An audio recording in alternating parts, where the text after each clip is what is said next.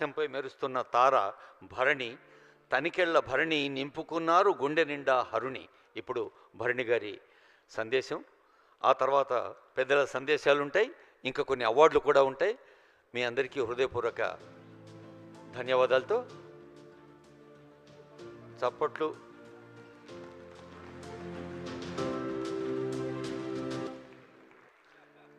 భరణి గారికి స్వాగతం.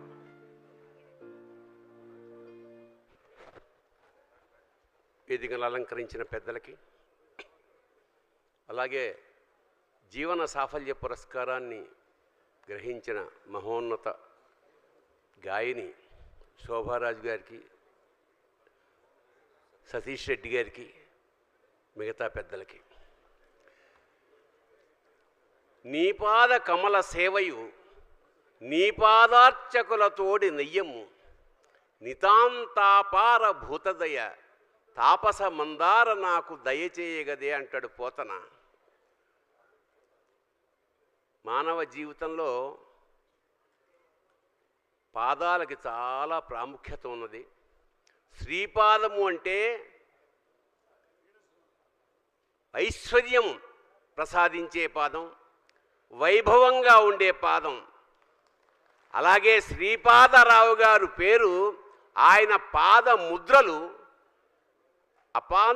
అపార నితాంతాపార భూతదయ అన్న పదం పోతన ఎందుకు వాడాడంటే, భూతదయ అంటే తనకన్నా చిన్నవాళ్ల పట్ల అపారమైన ప్రేమ, అవసరమైతే కన్నీళ్లు తొడవగలగడం, వాళ్ళకి ఏదైనా సహాయం చేయడం, వాళ్ళు ఆనందిస్తుంటే తను ఆనందపడ్డమనే ఈ ప్రాథమిక లక్షణం ఏదైతే ఉందో అది శ్రీపాదరావు గారు నిలువెల్లా ఉన్నది కనుకనే ఆ భూతదయ అలాంటి ఒక, అంటే రాజకీయ నాయకులకు ప్రాథమికంగా ఉండాల్సినది నితాంత అపార భూతదయ, అందరి పట్ల సమానమైన ఒక భావన ఉంటే తప్ప మహాప్రజానాయకుడు కాలేడు. కేవలం ప్రజాసేవ చేస్తూ అందులో ఆత్మార్పణ చేసి ఇవాళ చిరంజీవిగా నిలిచిపోయిన ఆ శ్రీపాదరావు గారి ఆత్మకు ఒక్కసారి నమస్కారం చేసుకుంటూ, అదే వారసత్వం పుణికి పుచ్చుకుని భవిష్యత్ తరాలకు కూడా అదే సందేశాన్ని అందిస్తూ కొత్త టెక్నాలజీతోటి భవిష్యత్ తరాలకి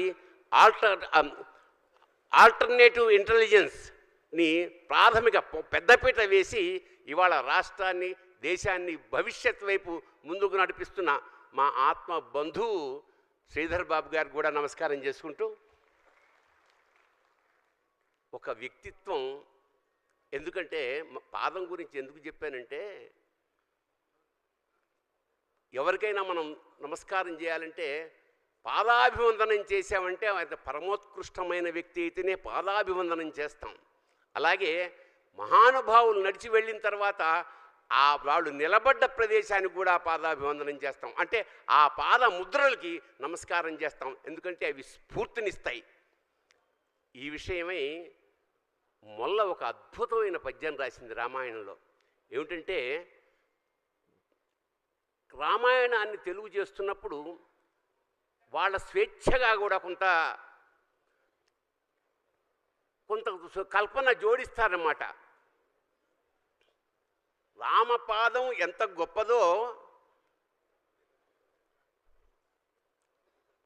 ఒక రాయి నీ పాదం సోకి ఒక రాయి ఆడదైపోయింది, అలాగే నీ పాద ధూళి దూకి ఈ పడవ కూడా ఆడదైపోతుందేమో అన్న భయంతో గుహుడు ఆ రెండు పాదాల్ని కడిగి ఆ తర్వాత పడవలోకి ఎక్కించుకుని నమస్కారం చేశాడు. అలాగా శ్రీపాదరావు గారి పాదముద్రలు శాశ్వతంగా ఈ ఆంధ్రదేశంలోనూ, ఈ తెలంగాణ లేదా యావత్ భారతదేశానికి మార్గదర్శకాలుగా ఉంటాయని మనస్ఫూర్తిగా కోరుకుంటూ, అలాంటి వారసత్వాన్నే పుణిపుచ్చున్న శ్రీధర్ బాబు గారు కూడా అలాంటి మార్గాన్నే ముందుకు వెళ్ళాలని మనస్ఫూర్తిగా పరమేశ్వరుని ప్రార్థిస్తూ, శుభం భూయాత్, శివోహం.